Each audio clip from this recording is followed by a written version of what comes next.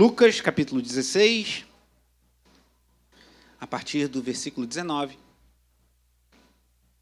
diz assim a palavra do nosso Deus. Ora, havia certo homem rico que se vestia de púrpura e de linho finíssimo e que se alegrava todos os dias com grande ostentação. Havia também certo mendigo chamado Lázaro, coberto de feridas, que ficava deitado à porta da casa do rico. Ele desejava alimentar-se das migalhas que caíam da mesa do rico. Até os cães vinham lamber-lhe as feridas. E aconteceu que o mendigo morreu e foi levado pelos anjos para junto de Abraão. Morreu também o rico e foi sepultado. No inferno, estando em tormentos, o rico levantou os olhos e viu ao longe Abraão e Lázaro junto dele. Então, gritando, disse: Pai Abraão, tenha misericórdia de mim, e mande que Lázaro molhe a ponta do dedo em água e me refresque a língua, porque estou atormentado neste fogo. Mas Abraão disse: Filho, lembre-se de que você recebeu os seus bens durante a sua vida, enquanto Lázaro só teve males. Agora, porém, ele está consolado aqui, enquanto você está em tormentos. E, além de tudo, há um grande abismo entre nós e vocês, de modo que os que querem passar daqui até vocês não podem, nem os de lá passar para cá. Então o rico disse: Pai, eu peço que mande Lázaro à minha casa paterna, porque tenho 5 irmãos, para que lhes dê testemunho, a fim de que não venham também para este lugar de tormento. Abraão respondeu: Eles têm Moisés e os profetas, ouçam-nos. Mas ele insistiu: Não, pai Abraão, se alguém dentre os mortos for até lá, eles irão se arrepender. Abraão, porém, lhe respondeu: Se não ouvem Moisés e os profetas, também não se deixarão convencer, mesmo que ressuscite alguém dentre os mortos. Até aqui a palavra do Senhor. Oremos. Pai amado e bendito, te louvamos, Deus, pelo privilégio de te adorarmos como igreja, pela liberdade que temos, como alguém orava mais cedo, de nos reunirmos, Senhor, na Tua presença. Há tantos irmãos em países onde há perseguição que não podem ter esse privilégio de se reunir ao redor da mesa, de terem um tempo de comunhão, como teremos daqui a pouco no almoço, de cantarem louvores em liberdade. E nós aqui estamos, Senhor, com esse privilégio de nos reunirmos na Tua presença. O Senhor, fala aos corações, que o Teu Espírito Santo cale nossos corações nessa manhã e desperte-nos para a realidade da vida eterna e também para a necessidade de anunciarmos em vida ainda a verdade do Teu Evangelho, antes que seja tarde demais. Abençoa-nos nessa manhã, em nome de Jesus. Amém. Os irmãos podem sentar.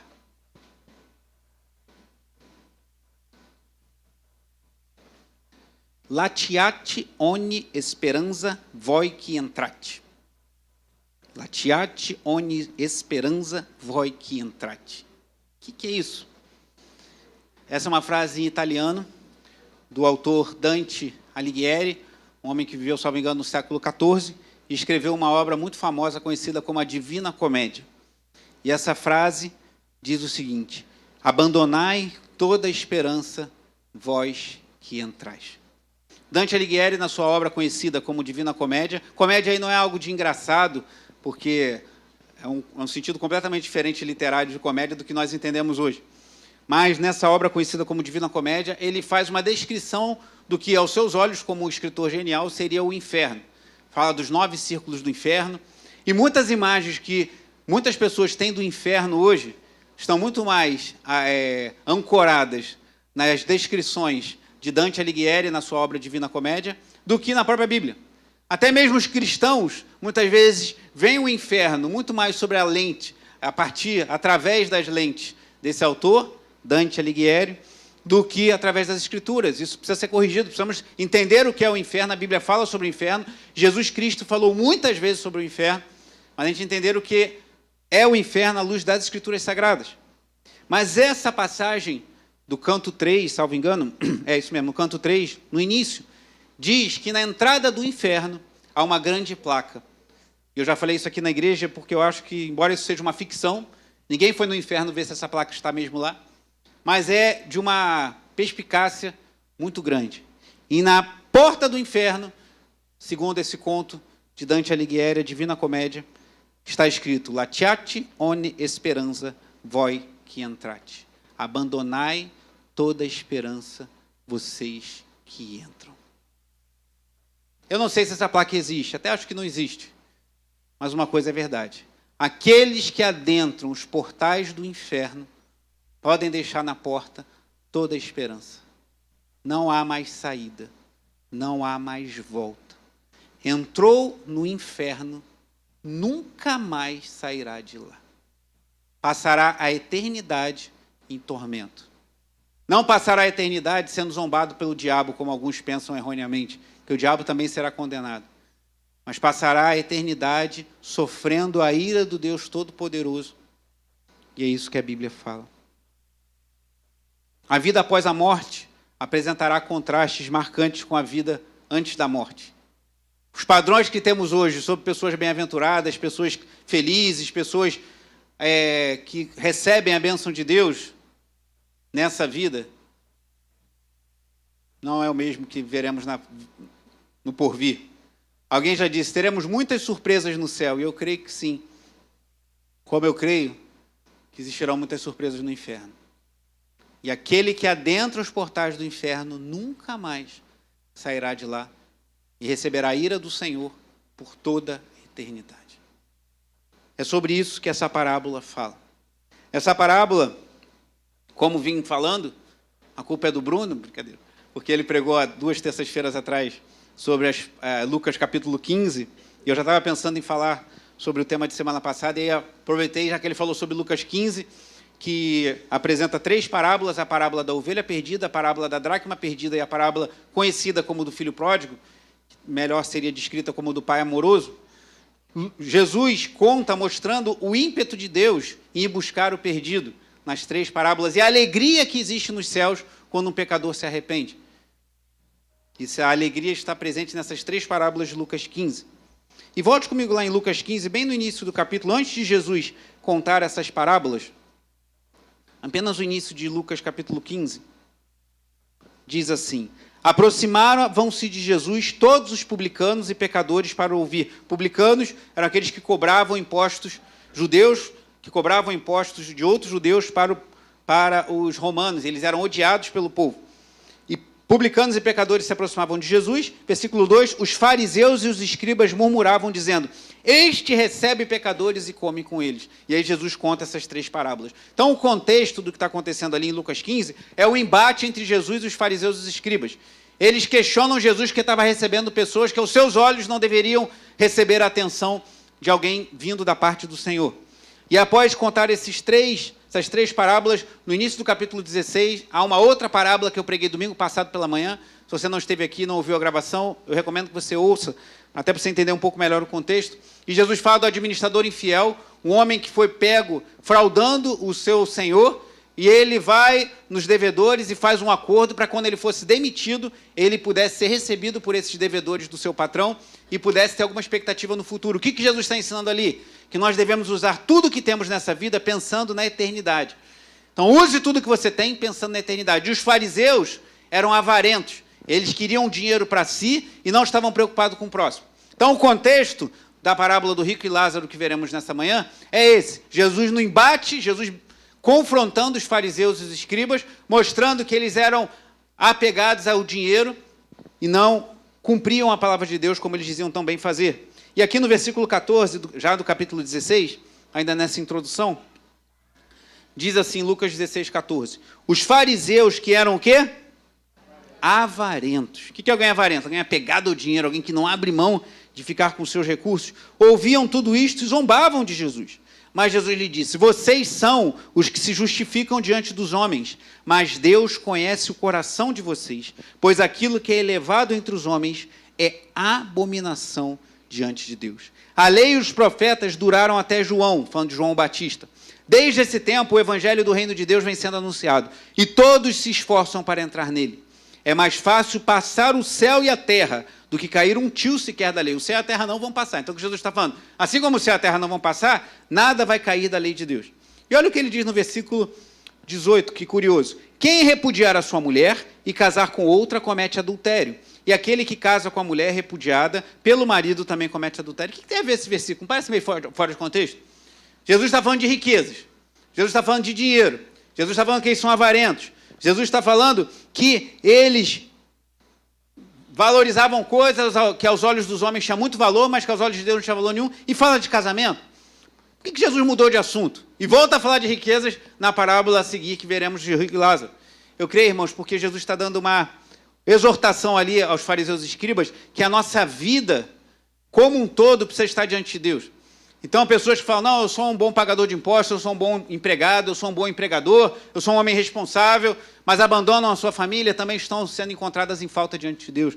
Então, ele fala, quem repudiar a sua mulher, e havia alguns mestres entre os fariseus que defendiam o repúdio por qualquer motivo. Alguns defendiam que se a mulher não te agradasse, você podia devolver a sua esposa e buscar outra mulher. Havia ponto de um homem dizer que se a mulher não cozinhasse bem, já era motivo para o marido devolvê-la para a sua família. Isso não é brincadeira, é sério. E aí teríamos muitos problemas.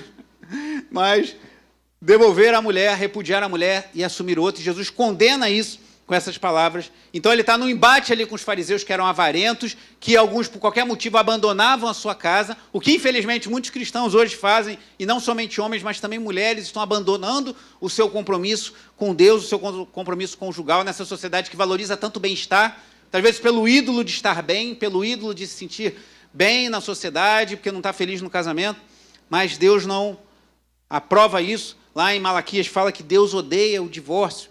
Mas esse não é o nosso assunto nessa manhã, mas só fazer essa pontuação que Jesus fala de vida conjugal quando está condenando o apego que os fariseus tinham às riquezas. E aí chegamos à parábola do rico e Lázaro.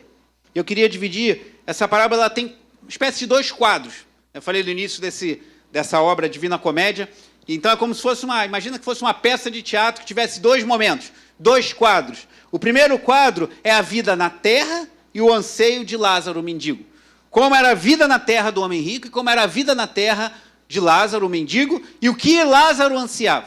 E o segundo quadro é a vida no porvir, a vida depois da morte e os anseios do rico. Se o primeiro quadro mostra a vida nessa terra e o que Lázaro ansiava, o segundo quadro mostra a vida no porvir, e aí não mais Lázaro, mas o que o rico ansiava. E é sobre isso que nós vamos ver. Voltando para o primeiro quadro, a vida na terra e o anseio de Lázaro, versículo 19. Ora, havia certo homem em quê? Homem rico, que se vestia de púrpura e de linho finíssimo, e que se alegrava todos os dias com grande ostentação. Irmãos, púrpura era uma tintura, um tingimento, existe até hoje, que era obtido através de uma pequena fração que era tirado de um molusco chamado murex. É um crustáceo que tem um molusco dentro, e através de um processo muito complexo, tiravam um pouquinho daquilo ali, que era tirado de vários moluscos, desse murex, que é o nome dele, e através desse processo complexo, eles geravam uma tinta que tingia as roupas, e era uma roupa caríssima. Imagina quão caro deve ser isso, né? Para ir lá, ter o trabalho de tirar um pouquinho de um monte de molusco e fazer um negócio e tingir as roupas. Então era algo caríssimo. Então quando diz que alguém se vestia de púrpura, quer dizer que essa pessoa vestia uma roupa que era muito cara. E quem vestia púrpura aqueles dias, logo alguém já via, essa pessoa tem muito dinheiro, essa pessoa tem muito recurso para conseguir ter essa roupa. E fala de linho finíssimo. A púrpura possivelmente era o que o rico botava por cima, e o linho finíssimo eram as suas roupas de baixo. Também algo muito caro e muito confortável. Então aquele homem, ele tinha muita beleza, muito esplendor, muita ostentação e muito conforto na sua vida, e se alegrava com grande ostentação. Então é como se fosse alguns que hoje usam aquele relógio Rolex, aquelas coisas muito caras, né? Infelizmente tem até pastores que estão usando isso hoje em dia, que é uma vergonha, mas pula essa parte. Então aquele homem tinha grande ostentação e vestia roupas muito caras e ostentava na sua riqueza. Por outro lado, no versículo 20 diz que havia também certo mendigo chamado Lázaro. Curioso que essa é a única parábola em que Jesus dá nome a um dos personagens dela. E esse nome é Lázaro, que coberto de feridas ficava deitado à porta da casa do rico. Lázaro significa Deus ajuda. É a versão grega para a palavra hebraica Eliezer. E Eliezer é curioso que foi o servo fiel de Abraão. Lá em Gênesis capítulo 15, quando Abraão questiona a Deus que ele não teria filhos e o seu herdeiro seria o servo Eliezer, Deus promete a vinda de Isaac, mas Eliezer é apresentado, se ele ia herdar tudo que possuía Abraão, se Abraão não tivesse filhos, então Eliezer era um homem fiel. E o seu nome, a versão grega, é Lázaro, que significa Deus ajuda. Aquele mendigo não tinha ninguém para ajudar ele. Ele ficava na porta do rico, ele ficava jogado ali. Outras versões falam que ele foi levado até ali, talvez ele fosse aleijado. tivesse nem como andar e ficava jogado ali e não tinha ajuda de ninguém. E o seu nome reflete bem a sua situação, que ele não tinha quem o ajudasse que não fosse o próprio Deus. E aí, no versículo 21, nós vemos o que Lázaro anseia. Lembra que eu falei, o primeiro quadro, a vida na terra e o anseio de Lázaro, e o segundo quadro, a vida no porvir e o anseio do homem rico, que nós não sabemos o nome. E aconteceu, versículo 21, ele desejava alimentar-se das migalhas que caíam da mesa do rico, e até os cães vinham lamber-lhe as feridas. Ele queria comer a sobra, o resto, o que sobrava, e possivelmente nem isso o rico se preocupava em dar para Lázaro. E quando fala aqui dos cães, não são cãezinhos bonitinhos, tipo os pets hoje em dia, agradáveis, bonitinhos, cheirosinhos, com um lacinho no pescoço. Não é esse tipo de cães. São cães tipo vira-latas. Cães que ficam perambulando pelas ruas, revirando lixo, e aí possivelmente Lázaro, dormindo, os cães vinham, começavam a lamber as suas feridas. Imagina você estar dormindo na rua, cheio de feridas, todo machucado, com fome, e acorda com um cachorro brabo, talvez um cachorro de rua, lambendo as suas feridas. Que situação desagradável. Essa era a vida de Lázaro. Então, um contraste muito grande. O rico com púrpura, com linho, comendo de tudo do bom do melhor, esbanjando, e Lázaro desejando apenas as migalhas que caíam da mesa do rico e recebendo somente a companhia de cães de rua. Que situação terrível, irmãos. É curioso que, como eu falei, outras parábolas vêm antes. Então, diferentemente do administrador infiel da parábola que preguei domingo passado, que quando viu que o negócio apertou, ele se voltou pensando no futuro, esse homem rico não estava nem para o futuro. Ele passou a sua vida toda gastando dinheiro, ostentando, mostrando para os outros, e não se preocupou com o futuro. Diferente do filho pródigo que vemos em Lucas 15, que quando a coisa apertou, ele se voltou para o pai, esse homem, em momento nenhum, tudo indica que ele voltou para o pai, ele ficou gastando dinheiro e deve ter morrido numa situação financeira muito próspera. Diferente do filho pródigo que gastou tudo e ficou sem nada, ele gastou tudo e continuou gastando e não se voltou para o pai em momento nenhum. E aí é uma transição entre os dois quadros. Entre o quadro da vida na terra e o quadro na vida no porvir, no versículo 22, que diz assim: e aconteceu que o mendigo morreu e foi levado pelos anjos para junto de Abraão. Morreu também o rico e foi sepultado. É dito que o mendigo foi sepultado? Por quê? Porque possivelmente ele não foi. Ele morreu como indigente. Naquela época, existiam os lugares que eram um tipo de lixão, que às vezes eram jogados lixo e pessoas que eram mortas em situações não muito agradáveis. Talvez ele tenha sido carregado e jogado num lixão desse. Ele não teve companhia de ninguém na sua morte. Não sei se você eu já fui a muitos sepultamentos. E às vezes é triste quando você vai passando nas capelas, e às vezes você vê uma capela lotada, vê muita gente, aí você passa por uma capela e às vezes só está o caixão, o defunto e uma pessoa do lado. Quantos já passaram por experiências assim? Não? Não precisa passar não, acredite em mim, Cristiane. Ela fez assim com a cara de assustado. É muito triste quando você vê que uma pessoa não foi honrada mesmo na hora da sua morte. Talvez tenha feito muito para não receber honrarias nem no seu último momento. Mas isso é triste. Agora esse homem possivelmente teve ninguém. Como o seu nome significa Deus ajuda, a única ajuda que ele teve na sua morte foi do próprio Senhor. E a Bíblia diz apenas que os anjos o levaram para junto de Abraão. Sem querer chocá-los, mas a pregação existe às vezes essa dimensão e Jesus não se, nem a Bíblia toda se furta isso, mas talvez aquele homem ele não foi sepultado, ninguém queria saber dele. Talvez ele tenha sido jogado num lixão, ou talvez simplesmente seu corpo tenha ficado ali. Lembra dos cães que lambiam as suas feridas? De repente eles foram lamber e continuaram lambendo e devoraram o corpo daquele homem. Ele pode ter morrido dessa forma. Então olha a morte que esse homem talvez tenha tido. E olha a morte que o rico teve. Talvez um sepultamento com grande pompa e circunstância, palavras bonitas, exaltando aquele homem, falando muita coisa. E aqui nós temos uma transição entre os dois quadros, da vida na terra e o anseio do Lázaro, para o segundo quadro, a vida no porvir e o anseio do rico. Versículo 23 diz: no inferno, estando em tormentos, o rico levantou os olhos e viu ao longe Abraão e Lázaro junto dele. O rico agora está no inferno, sofrendo tormentos terríveis. Ele olha para o alto e Lázaro está onde? Junto com Abraão. Mas quem é Abraão?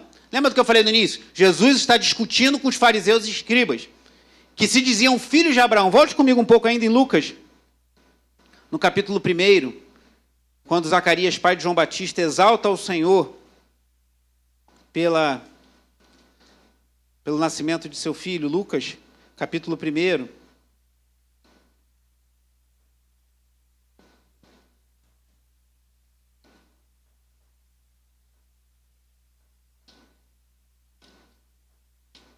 Cântico de Zacarias, e lá no versículo 73 diz assim: e do juramento que fez a nosso pai Abraão. Zacarias era um homem piedoso, mas os judeus de forma em geral se achavam filhos de Abraão. Siga mais um pouco agora para o capítulo 3, versículo 7, a pregação de João o Batista. João o Batista diz assim: João dizia às multidões, versículo 7, que saíam para ser batizadas: raça de víboras, quem deu a entender que vocês podem fugir da ira vindoura? Produzam frutos dignos de arrependimento e não comecem a dizer uns aos outros: temos por pai Abraão. Então os judeus, eles tinham por pai Abraão. Inclusive, quando discutiram com Jesus lá em João capítulo 8, eles falam isso para Jesus. E aí Jesus fala uma coisa que eles pegam em pedras para matar Jesus, tanta raiva. Que falam: antes que Abraão existisse, eu sou, mostrando a divindade de Jesus. Abraão viu o meu dia e se alegrou. Eles ficaram indignados que Abraão era o pai deles. E agora o rico está no inferno e Lázaro está no seio de Abraão. O falecido recentemente pastor John MacArthur diz que o seio de Abraão era uma figura comum no Talmud.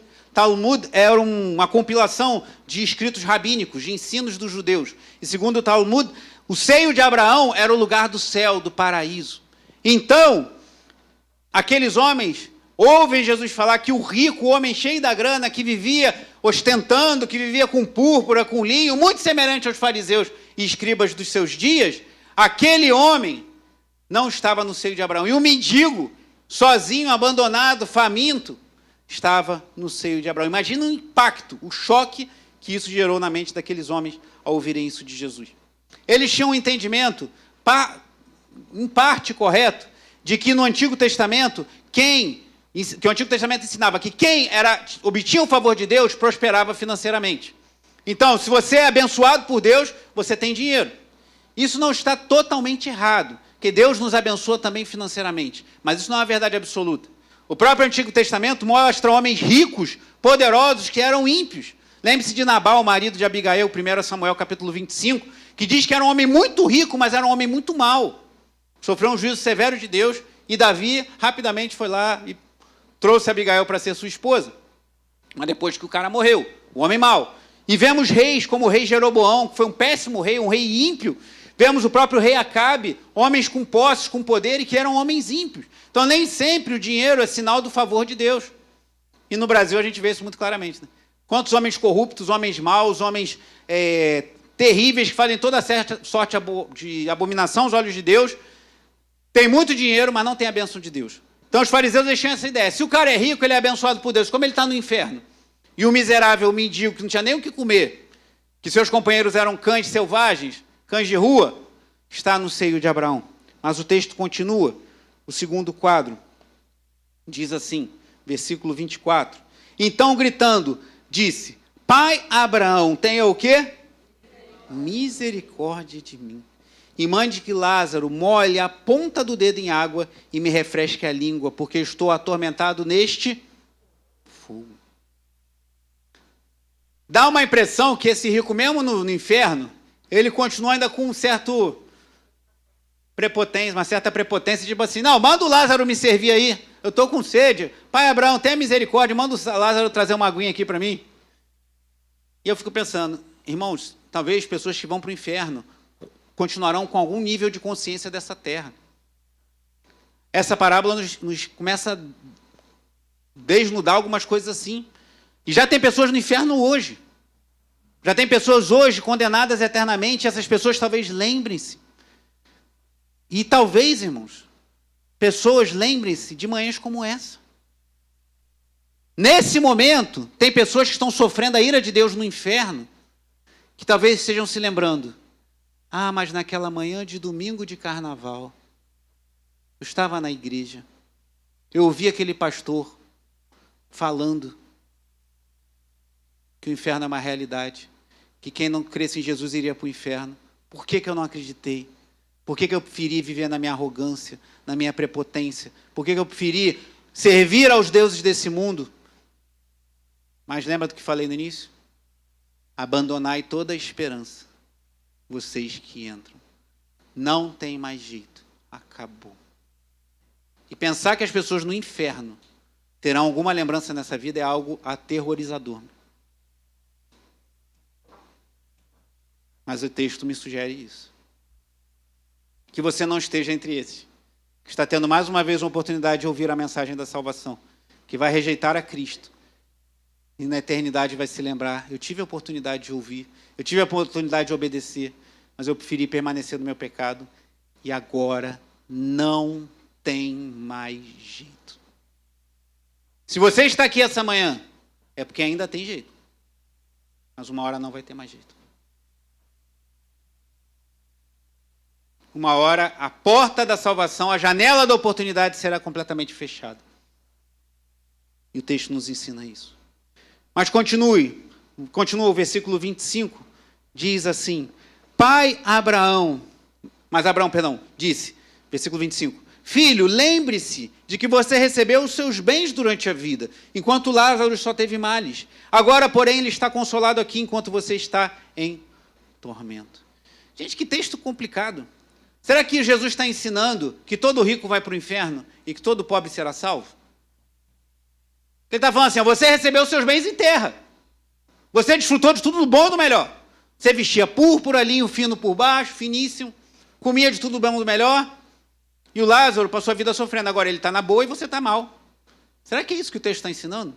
Que todo rico vai para o inferno e que todo pobre será salvo? Para entender, ou melhor, para responder essa pergunta, a gente tem que continuar o texto.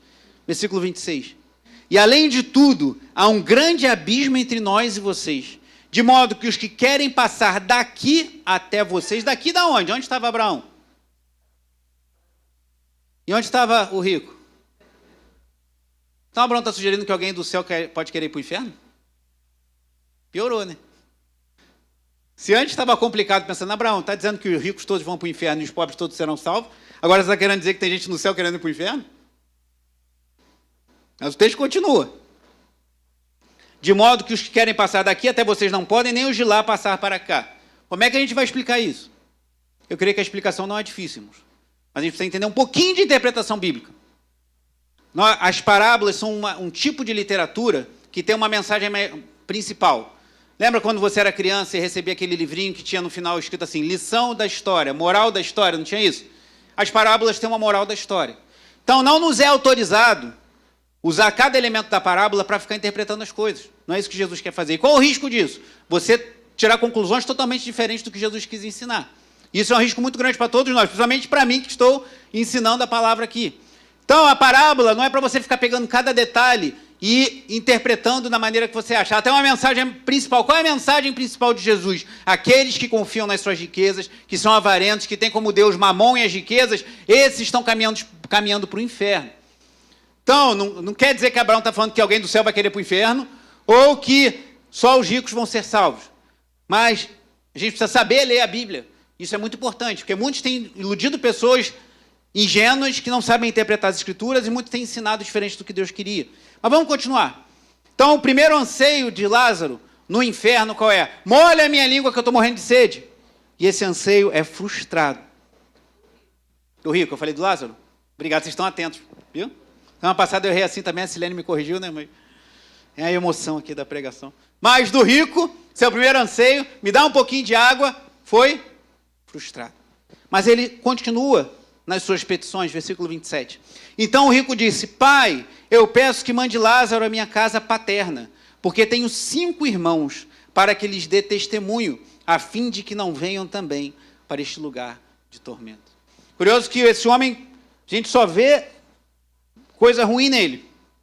A gente só vê esse homem pensando nele mesmo, pensando em matar sua sede, pensando em esbaldar tudo que ele tem, esbanjar, ostentar. Agora parece que deu um lapso de misericórdia nesse homem. Ele pensou, manda alguém lá, manda alguém não, manda Lázaro. De novo, ele está querendo botar o Lázaro como empregado dele.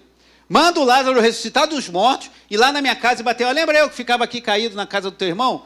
Eu vim da morte para dizer para vocês que ele está lá no inferno. E se vocês não se arrependerem, vocês vão para lá também. Parece uma boa estratégia, né?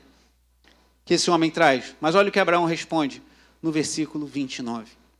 Abraão respondeu: eles têm e os profetas ouçam-nos. O que significa Moisés e os profetas? A lei e os profetas, todo o conjunto do Antigo Testamento. E com essa resposta, Abraão responde ao rico e responde a nós. Porque se você pensa assim, então todo rico vai para o inferno, e todo vai para o inferno, e todo pobre vai para o céu? Não. Porque o caminho para ir para o céu e para o inferno não são as riquezas, ou a ausência delas. É a fé em Cristo que nos é revelado pelas Escrituras. Então ele fala assim, eles têm Moisés e os profetas, ouçam-nos. E ele tem o seu segundo pedido negado, irmãos. No inferno, ele deseja água e não tem. Deseja que os seus não vão parar lá. Ele fala, eles têm Abraão, eles têm Moisés e os profetas. Ouçam-nos. E aí, irmãos, a gente entende o quão sagrado é esse momento em que estamos ouvindo a palavra de Deus.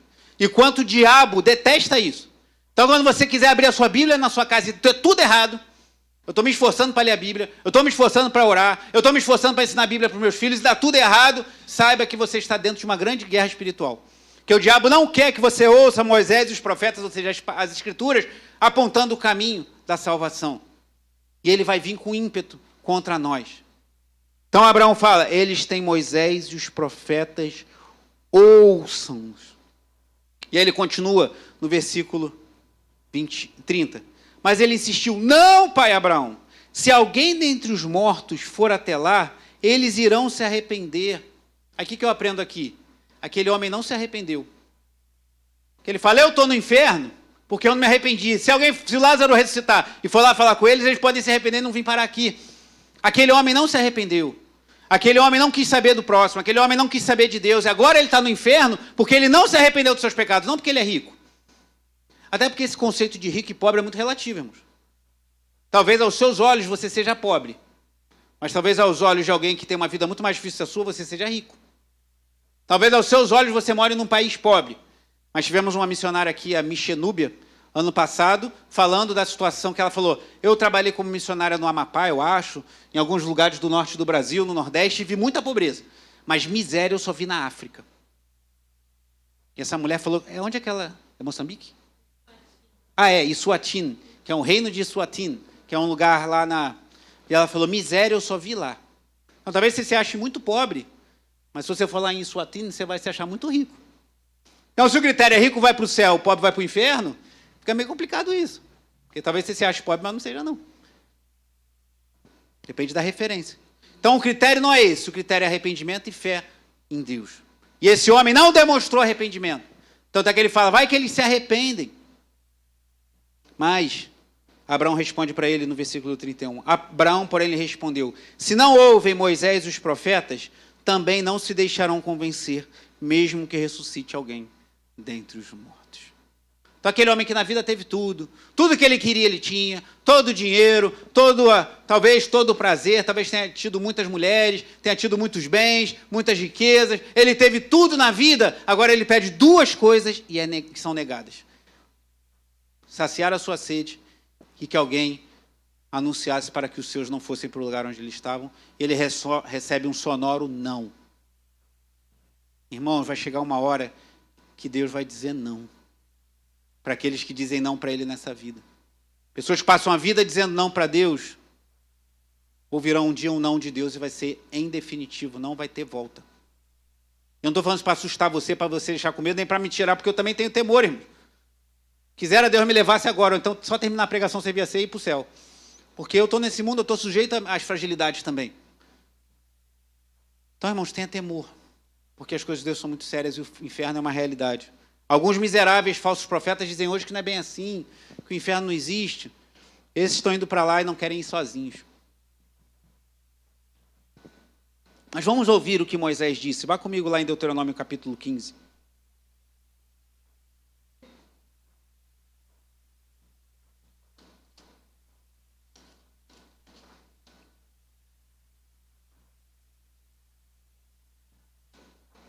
Deuteronômio capítulo 15, versículo 11.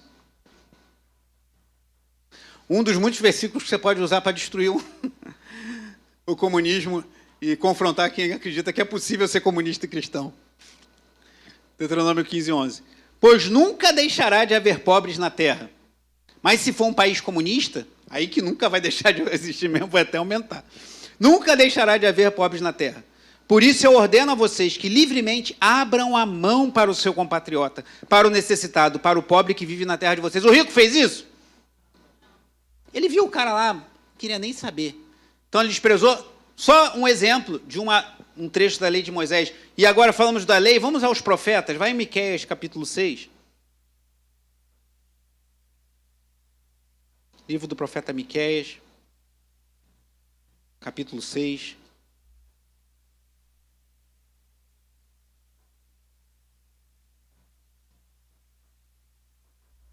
Depois de Jonas, Miqueias 6. Não ajuda muito não, mas...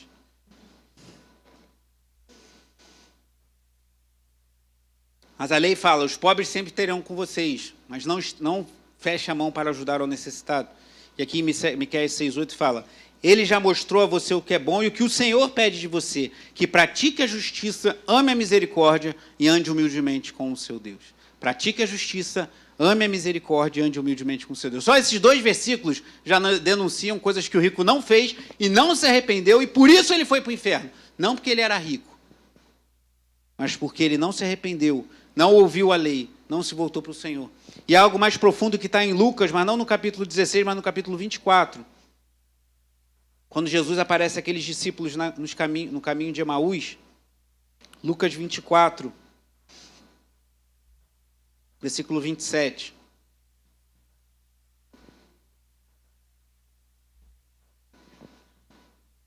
Lucas 24, 27 diz assim, e começando por Moisés e todos os profetas, explicou-lhes o que constava a respeito dele em todas as escrituras. Jesus está falando o quê? Moisés e os profetas apontam para mim. A Bíblia aponta para Cristo.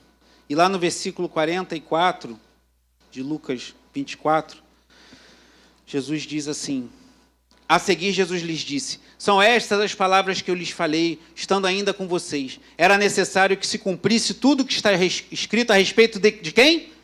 De mim. Jesus está falando dele. Na lei de Moisés, nos profetas e nos salmos. Então lhes abriu o entendimento para compreenderem as escrituras e disse-lhes, assim está escrito que o Cristo tinha de sofrer, ressuscitar dentre os mortos no 3º dia e que em seu nome se pregasse o quê? Arrependimento para a remissão de pecados a todas as nações, começando em Jerusalém. Então o que Jesus fala? A lei e os profetas apontam para ele, para a sua pessoa e para a obra dele, meus irmãos. Então aquele homem, ele rejeitando a lei e os profetas, rejeitando a palavra do Antigo Testamento, não se arrependendo dos seus pecados, em última instância ele estava rejeitando aquele para quem a lei apontava, rejeitando Jesus Cristo. E esse sim é o critério para quem vai ser salvo e para quem vai para o inferno. Não é se é rico, se é pobre. Porque você, como eu, certamente conhece pessoas pobres que são coração muito duro. Como conhece ricos que são mais generosos. Mas o critério é o arrependimento e a fé em Jesus Cristo. Para concluir, algumas aplicações.